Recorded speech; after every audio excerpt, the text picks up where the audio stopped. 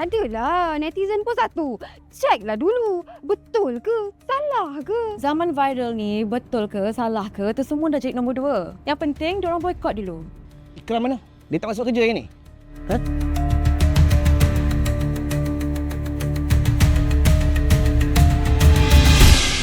Mereka dah mula goyah. I think it's okay. Bagus.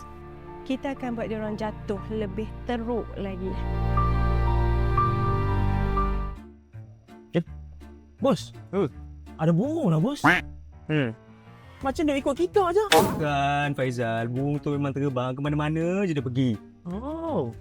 Bos, saya dah dapatkan semua laporan daripada HR berkenaan dengan pemecatan si Mona ni. Sekarang ni, kita dah ada semua bukti salah laku Mona sehingga menyebabkan dia dipecat. Bukti? Mana buktinya Faizal? Bos, ni Faizal. Bos, saya muak. Sabek. Bos, Faizal, baik bukan main besar takkan selai je. come on lah bos. Takkan selai. 2 line.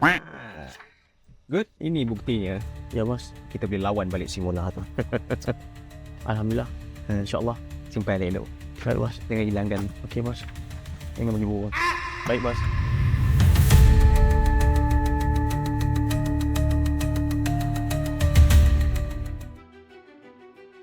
Ikram.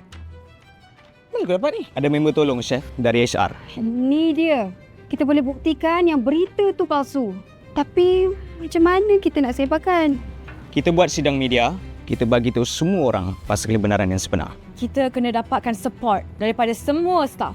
Kita kena buktikan dekat semua orang yang kita semua bersatu dalam hal ni. Okey?